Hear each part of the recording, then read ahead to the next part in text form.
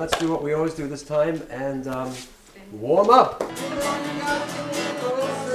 Nigel is a fantastic person. He makes everybody feel good, I think. Everybody.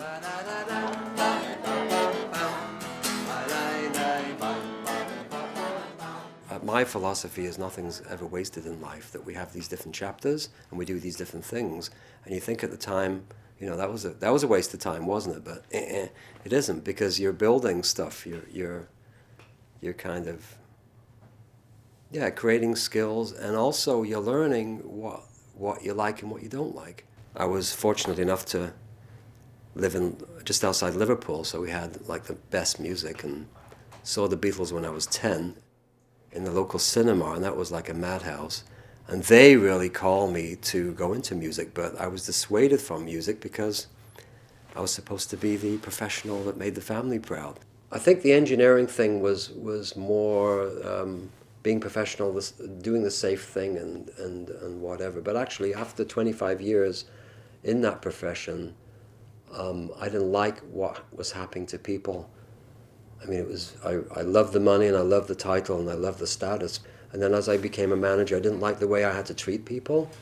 And I started to feel like this isn't working for me, but what do I do?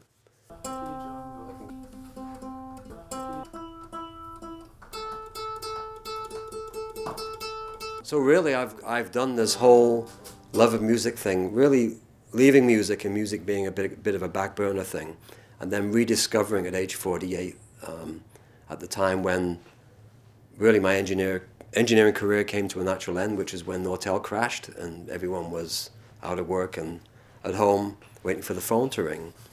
The little birdie said, "Music, music," and I got this calling to just embrace it in a powerful, serious way that I never had before. And so that was the beginning of musical wellness that I launched in 2003, which is now 12 years old. I'll come into an institution, there'll be a semicircle of people who know Nigel is coming. And it could be a group of developmentally disabled young adults, could be a group of seniors. Either way, it's a program that is billed, they're looking forward to it, and they know there's going to be music that they're going to enjoy.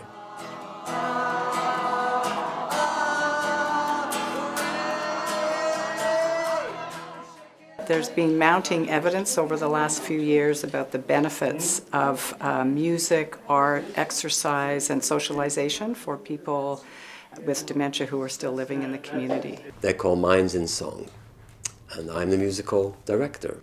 We joined this group because Deborah has Alzheimer's disease, and we thought that this would be good therapy. And to date, we're very, very pleased.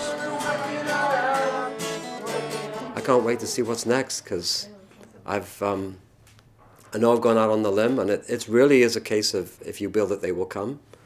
That's straight out of Field of Dreams, which happens to be one of my favorite movies because it says it all.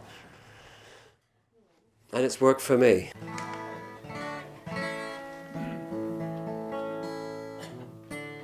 The music and the art is more moving back into my father's world. It's more like coming home after being out there in, what I thought was right for me. So my dad being a sculptor and an artist, there were always weird things. My dad would do these, he was really into Picasso and Dali and Henry Moore, so all of his paintings were like three-dimensional with, like electrical sockets stuck on, coming out of a three-dimensional. My dad lived to be 94, Mike Harris, in Southport, England, in the north. And he had Alzheimer's the last few years of his life. And what I saw was him go full circle back to little boy, little lovable, huggable teddy bear of a boy who was needy and needed somebody to help him in the bathroom and to cut up his food and feed him. For me, dealing with my dad's Alzheimer's, well, when I did go back to England to be with him 2 years before he passed, I got the sense that time was running out. and I really created a special day out with my dad. It was a huge gift for me because I felt completely role reversed. So I'm the father, he's the boy. And then the joy of being able to write, because I wrote a song really about our reconciliation after a lot of years, because actually my dad and I, we had a bit of a falling out during my mother and father's divorce, because I lived with my mum and kind of made my dad wrong for a while. So we had this great reconciliation in a British fish and chip shop after when I was 40 years old, and I wrote the song about it. But the joy of coming back to him, and he knew enough, even though he was in mid-stage Alzheimer's, that the song was for him. And he loved it. He loved the words, and he thought it was great. I'm the dad now, he's the lad, 'cause his mind's not what he had. Better catch up while we can, just my old man and me. And as it happened, it was my last time with my dad. It was the last time I was with him. So I was bang on.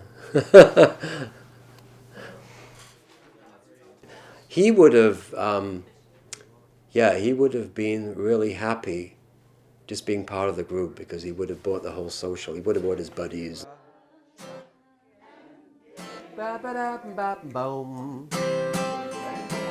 Here it is, send me a postcard. I am someone who has a great deal of faith that it will all work out.